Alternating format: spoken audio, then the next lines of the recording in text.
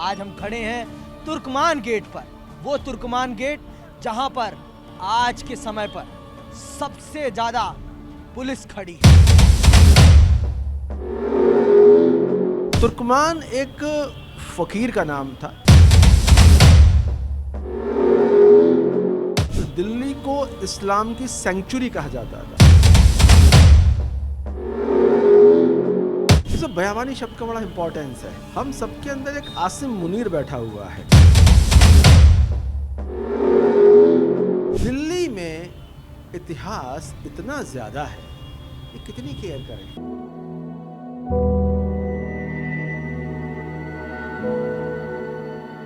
आज हम खड़े हैं तुर्कमान गेट पर।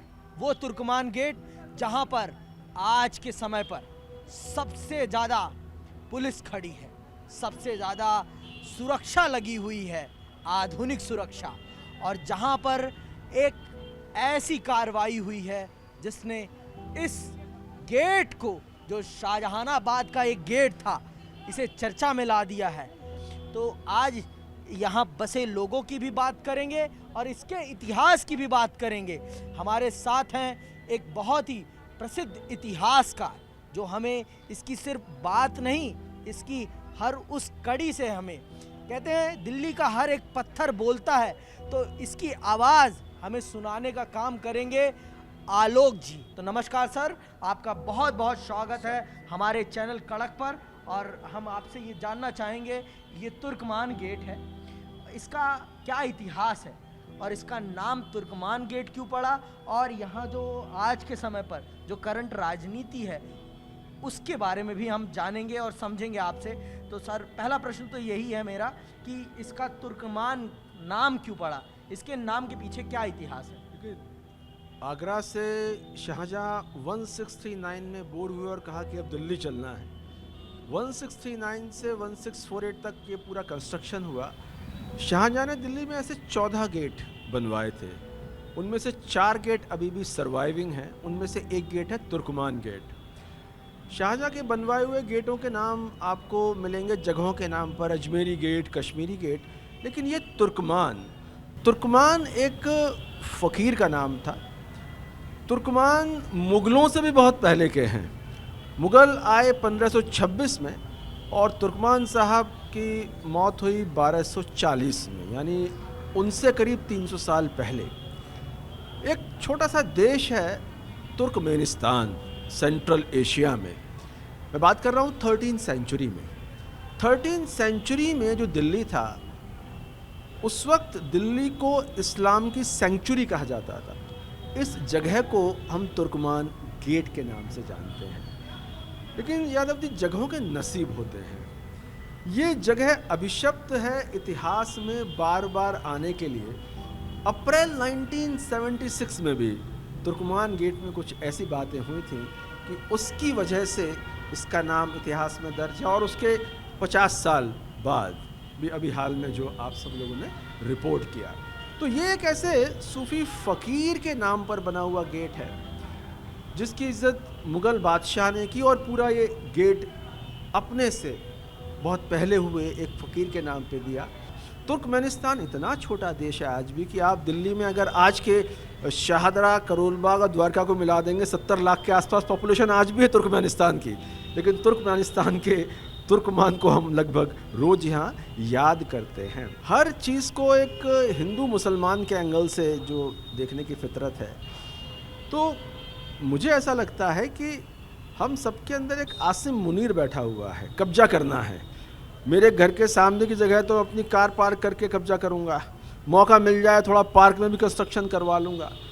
तो कब्जे के चलते होता यह है कि चीज़ दी जाती है 2 फुट की, वो फैल के 4 फुट हो जाती है। और कई बार धर्म के नाम पे होते हैं, कई बार किसी और चीज़ के नाम पे होते हैं। तो तुर्कमान गेट का ये इलाका लगभग हर बार 1976 में या कि अब उन वजहों से चर्चा में आता है जिन वजहों से नहीं आना चाहिए। कुछ सूफीज़म की बात होती, कुछ ज्ञान की बात होती, कुछ चिंतन की बात होती। लेकिन मेरे ख्याल में तुर्कमान साहब अगर कब्र में अपने सोचते होंगे कि यार मेरी रूह को क्या किया जा रहा है कि मैं क्या था, और मेरे नाम पे हर 50 साल में कोई बड़ा झगड़ा होता है। तो ये कुल मिलाकर तुर्कमेनिस्तान की दास्तान यूँ शुरू होती है और ख़त्म नहीं होती। तो ये मान के चलें, और ये जो इसकी नक्काशियाँ आज भी मैं जब देख रहा हूँ तो इसकी नक्काशी मुझे लगता है कि उसी कालखंड की है, 17वीं सदी की याद दिला रही है। तो इसकी नक्काशी पर आप क्या कहेंगे, इसके इंडो इस्लामिक स्ट्रक्चर पर आप क्या कहेंगे कि ये जो शैली है इंडो इस्लामिक, इसको भी थोड़ा ब्रीफ कीजिए आप। देखिए, जैसा मैंने आपसे अर्ज किया कि 13वीं शताब्दी में दिल्ली को इस्लाम का अभयारण्य कहा गया था। आप कभी कुतुब मीनार हमारे साथ चलें, हम लोग हेरिटेज लिटरेचर वॉक करते हैं, तो कुतुब कॉम्प्लेक्स की मस्जिद का नाम है कुव्वतुल इस्लाम, इस्लाम की ताकत वाली मस्जिद। 13वीं शताब्दी में अगर पूरी दुनिया में जो इस्लामिक एजुकेशन के, ज्ञान के, कल्चर के सेंटर्स थे, दिल्ली उनमें से एक था। मैंने आपको 2 सूफी संतों का उदाहरण दिया, तुर्कमान साहब और वो कुतुबुद्दीन बख्तियार काकी साहब। अमीर खुसरो ने लिखा कि वो तो बगदाद एजुकेशनल सेंटर इस्लाम का बहुत लंबे वक्त तक रहा। 1947 के पार्टीशन के बाद चीज़ें बिल्कुल बदल गई, क्योंकि पाकिस्तान बन गया इस्लाम के नाम पर, बचा कुचा हिंदुस्तान रह गया। दिल्ली में इतिहास इतना ज़्यादा है कि कितनी केयर करें। कभी आप मेरे साथ चलिए, मैं मजाक में कहता हूँ कि दिल्ली के मॉन्यूमेंट्स को सिर्फ 3 लोग आबाद करते हैं।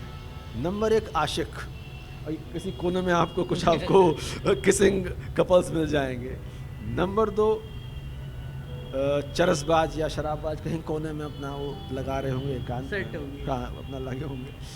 नंबर 3 आपको दिन दहाड़े यहाँ जुआ खेलते हुए लोग मिल जाएंगे।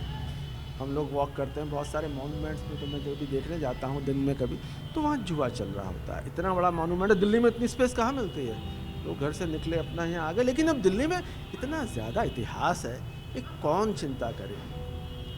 अभी 3-4 साल पहले खबर आई थी अखबार में कि गालिब की हवेली को किराए पे दे देते लोग, शाम को अपना वहाँ कॉफ़ी सेंटर चल रहा है। तो कुल मिला के एक तो हमारा इतिहास बोध जो है सो है, व्यवस्था करने का इंतज़ाम भी नहीं है। तो अब आप ये मान के चलें कि इसका अगर इतना थोड़ा बहुत अगर ये पुलिस या ये नहीं है, तो 10-20 साल में ये कन्वर्ट हो जाएगा दुकान में या उसमें, फिर कभी मार मचेगी।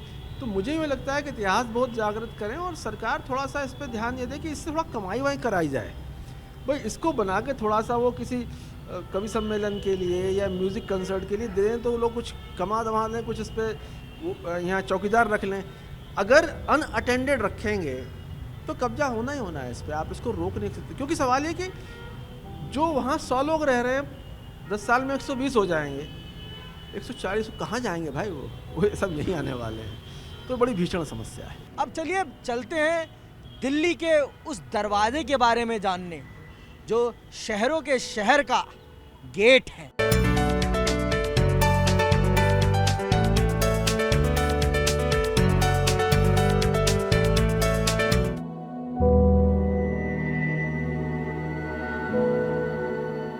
आइए जानते हैं दिल्ली गेट के बारे में। दिल्ली गेट, वो गेट जो वैभव के शहर में प्रवेश का द्वार है, वो गेट जिसने शाहजहानाबाद की उस ऊंचाई को देखा है, उस तासीर को देखा है, जिसने शाहजहां के शासन को देखा है। आलोक जी, आप मुझे बताएं इस गेट के बारे में। जैसा कि मैंने इंट्रोड्यूस ही कर दिया इसको, शहरों के शहर का गेट, और इस शहर के गेट के बारे में, दिल्ली गेट के बारे में आप बताएं। दिल्ली दरअसल सल्तनत का, पावर का शहर रहा है 800 सालों से, तो बहुत साफ तौर पे रहा है। 1192 में मेहरौली से शुरू होता है, फिर शहर यहाँ शिफ्ट होता है। इस वक्त जिस गेट के सामने हैं, ये गेट दरअसल उस शहर का है जो मुगलिया सल्तनत का सबसे अमीर, संपन्न, सुंदर शहर था, शाहजहानाबाद। मुगलिया सल्तनत अकबर, जहांगीर के वक्त तक, आगरा तक बहुत अच्छी चली। शाहजहां के वक्त तक काफ़ी अमीरी और संपन्नता आ गई थी। वो होता है ना यादव जी, आप दिल्ली के रहने वाले हैं और अगर दिल्ली का आप सोशियोलॉजी इकॉनमी से वाकिफ़ हो कि अगर आप रह रहे हैं ट्रांस यमुना और अचानक से 100 करोड़ रुपए आपके पास आ जाएं, तो पूर्वी दिल्ली में मच्छर काटते हैं और बड़ी गरीबों की बस्ती लगती है। ऐसे जब बहुत पैसे आए तो आगरा, बड़ी शहर की सड़कें छोटी, तंग जान पड़ी, जहाँ शाहजहाँ को विदेशी राजदूतों से, विदेशी हाकिमों से मिलने में दिक्कत आती थी।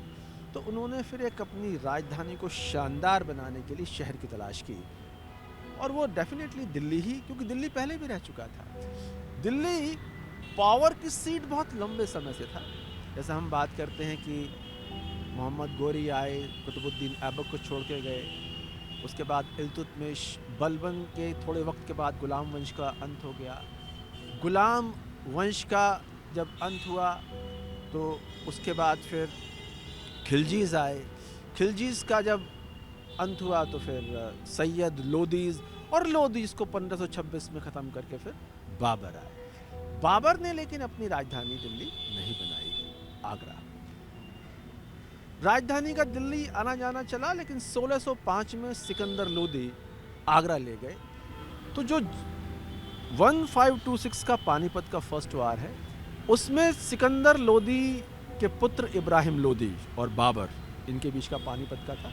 तो वो आगरा से आए, और बाबर का भी हमें जो मिलता है रेफरेंस, वो आगरा में जाने का मिलता है।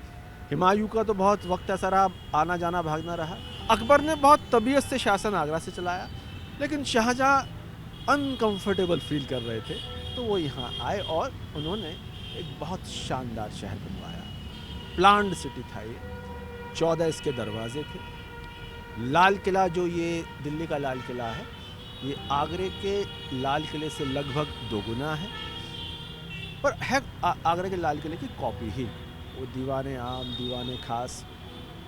तो शाहजहाँ का आइडिया था कि 14 शहर होंगे, उन 14 दरवाजे होंगे। उन 14 दरवाज़ों में 4 दरवाजे अभी तक आप देख सकते हैं। एक दरवाजे में हम होके आए तुर्कमान गेट, इस दरवाजे में हम दिल्ली गेट। तो दिल्ली गेट जैसे आप देखें कि अगर आप उधर से आएंगे तो ये दिल्ली में जाने का दरवाज़ा होगा। दिल्ली गेट दरअसल इस लोकेलिटी में 2 हैं। एक तो दिल्ली गेट ये है, एक लाल किले का अपना दिल्ली गेट है। लाल किले के अंदर 2 गेट हैं, एक लाहौरी गेट है और एक है दिल्ली गेट। लाहौरी गेट वो गेट है जिसके सामने हर साल 15 अगस्त को प्राइम मिनिस्टर भाषण देते हैं। तो ये एक हिस्ट्री की आयरनी है यादव जी, कि जैसे प्रधानमंत्री कई बार वहाँ से कहते हैं कि हम पाकिस्तान को घुस के मारेंगे, और पाकिस्तान ठीक उनके पीठ के पीछे खड़ा होता है लाहौरी गेट की शक्ल में।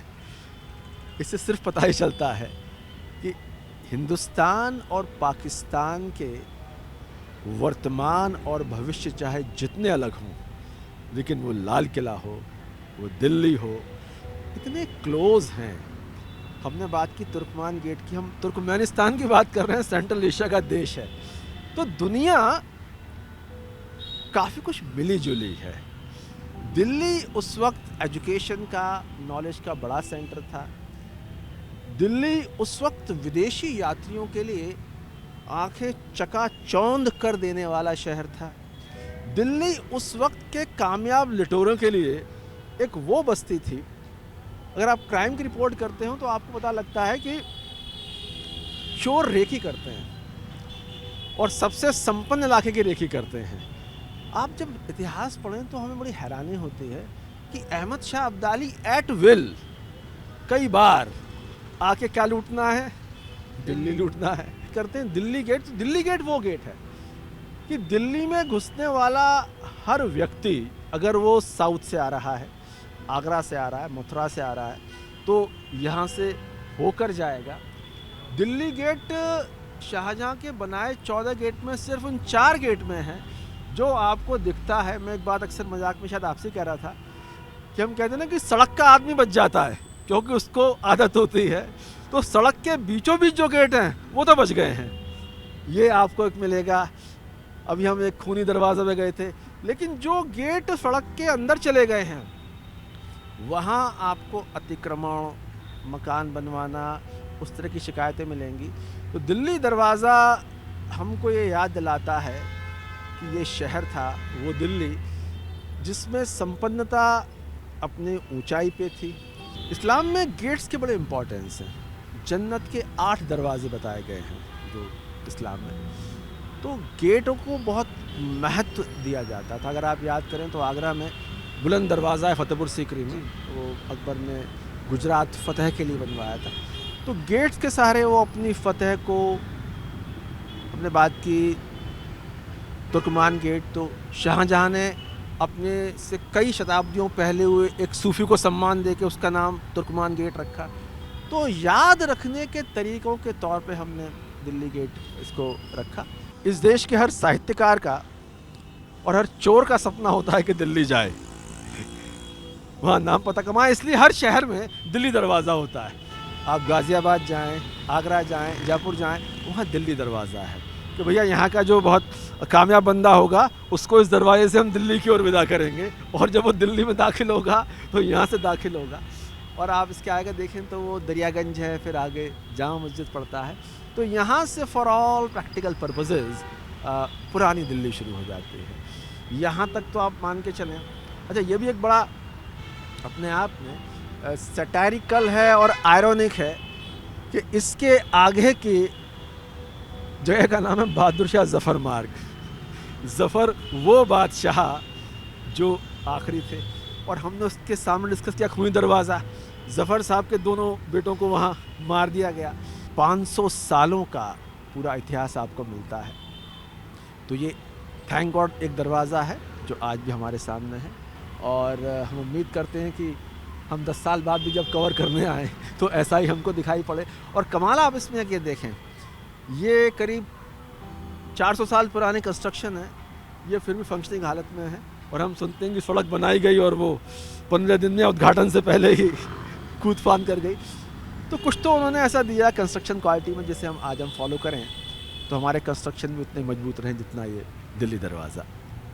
तो दिल्ली दरवाजे का इतिहास सिर्फ इतिहास नहीं है, दिल्ली दरवाजे का इतिहास आज भी उतना ही हमें साक्षात बनाता है, उतना ही प्रमाणित बनाता है जितना आज ये प्रमाणित है। आज भी ये सत्ता का केंद्र है, कल भी ये सत्ता का केंद्र रहेगा। आज हम उपस्थित हैं जामा मस्जिद के पास, तो आइए जानते हैं जामा मस्जिद का क्या इतिहास है और जामा मस्जिद का क्या महत्व था शाहजहानाबाद में और शाहजहां के कालखंड में। तो सर बताइए, जामा मस्जिद कितना प्रोमिनेंट थी शाहजहां के लिए और शाहजहां के कालखंड के लिए? शाहजहानाबाद 1648 शाहजहानाबाद में शाहजहां शिफ्ट हुए। दिल्ली आने के 2 साल बाद 1650 में इस मस्जिद का निर्माण शुरू हुआ, और आने वाले 6 साल तक ये मस्जिद बनी। गलत इंग्लिश वाला बोर्ड आपको पीछे दिख जाएगा। 1656 में मस्जिद बनके तैयार हुई। इस्लाम में राजनीति और धर्म बहुत क्लोजली एसोसिएटेड हैं। इस मस्जिद का इम्पोर्टेंस ये है कि इस मस्जिद की उस वक्त की पॉलिटिक्स में और आज की पॉलिटिक्स में भी एक अहमियत है। बुखारा एक शहर हुआ करता है जो आज उज्बेकिस्तान में है। एक ज़माने में सिल्क रोड का बड़ा इम्पोर्टेंट वो शहर था। उस वक्त की पॉलिटिक्स, एजुकेशन, बिजनेस में बड़ा रोल था। इस मस्जिद की शुरुआत करने के लिए जो उस्ताद आए थे वो बुखारा से आए थे, उन्हें इमाम बुखारी कहा गया। और उसके बाद उनके वंश परंपरा में आज भी इस मस्जिद का तो बुखारा और बुखारी कनेक्शन आज भी है। ग्लोबल कनेक्शन इस रीजन के बहुत सेंचुरीज से हैं। अभी वो कनेक्शन बहुत शार्प हमको नहीं दिखते, लेकिन अगर आप दिल्ली की हिस्ट्री पढ़ें, मुगल हिस्ट्री पढ़ें, अभी हम आए हैं तुर्कमान गेट से, वो भी सेंट्रल एशिया का एक देश तुर्कमेनिस्तान। मैंने आपसे जिक्र किया बुखारा का, उज्बेकिस्तान सेंट्रल एशिया का एक देश हुआ करता था। तो मेरा कहने का मतलब ये है कि इन सब इमारतों का आज भले ही आपको वो वैभव और जलवा दिखाई ना पड़ता हो, मगर ये सब ग्लोबल इमारतें थीं। यहाँ पे बहुत सारे विदेशी राजदूतों के पैर पड़े हैं। पॉलिटिकल कनेक्शन 1857 में, जब एक तरह से आप इंडिया का पहला फ्रीडम फाइट बोल सकते हैं, तो बहादुर शाह ज़फ़र उसके लीडर बना दिए गए। उसको लेकर ब्रिटिशर्स बहुत नाराज़ थे और उन्होंने इस मस्जिद का, और एक मस्जिद दरियागंज में और है, उसे घटा मस्जिद बोलते हैं। घटा मस्जिद को अंग्रेज़ों ने नाराज़गी में बेकरी में कन्वर्ट कर दिया कि अब यहाँ कुछ नहीं होगा। वो बेकरी में कन्वर्जन के बहुत बाद फिर ब्रिटिशर्स ने हैंडओवर किया। इस मस्जिद को अंग्रेज नुकसान पहुंचाना चाहते थे, लेकिन इतना इम्पोर्टेंस है इस मस्जिद का, यहाँ ही नहीं एशिया पूरे वर्ल्ड में, कि फिर उन्होंने इसको अवॉइड किया। तो इस देश की, दिल्ली की पॉलिटिक्स में जामा मस्जिद का रोल रहा है। हर शहर में जहाँ जहाँ मुगल्स ने रूल किया है आपको एक जामा मस्जिद मिलेगी। आगरा में जामा मस्जिद है। जामा मस्जिद यानी शहर की बड़ी मस्जिद। उस मस्जिद में जाके फ्राइडे को सब लोग मिलते हैं, बैठते हैं, दुआ करते हैं। तो जैसा मैंने आपसे अर्ज किया 1648 में शाहजहां यहाँ आए, उसके बाद से लेके ये मस्जिद इस शहर की सेंट्रल मस्जिद रही। हालांकि इससे पहले महरौली में हमने बात की थी, वो 800 साल पुरानी दिल्ली है, ये 400 साल पुरानी दिल्ली है। महरौली कैंपस के अंदर कुव्वतुल इस्लाम मस्जिद है, वो भी एक मस्जिद है। लेकिन अब दिल्ली का जब जिक्र होता है तो सिर्फ एक मस्जिद का जिक्र होता है और वो जामा मस्जिद है। और जिन सीढ़ियों पे आप होके आए हैं, इन सीढ़ियों पे बादशाह, इन सीढ़ियों पे बड़े बड़े हुक्मरान होके आए हैं।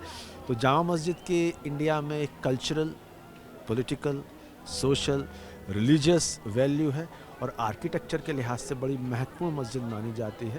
तो कुल मिला के इसका दिल्ली के और भारत की राजनीति में बहुत गहरा महत्व है।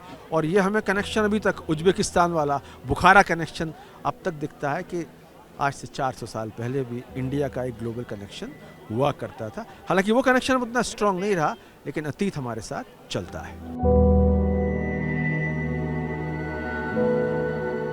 शाहजहां का वो ख्वाब जो हमारे पीछे आपको दिख रहा है, आज भी उसी तरीके से खड़ा है जिस प्रकार से शाहजहां ने खड़ा किया था। ये शाहजहानाबाद का वो किला है जहां से एक लंबे समय तक दिल्ली का शासन चला, जहां से शाहजहां ने भारत को शासित किया। और आज भी यहीं से भारत का स्वतंत्रता दिवस, भारत का राष्ट्रीय ध्वज हर 15 अगस्त को फहराया जाता है।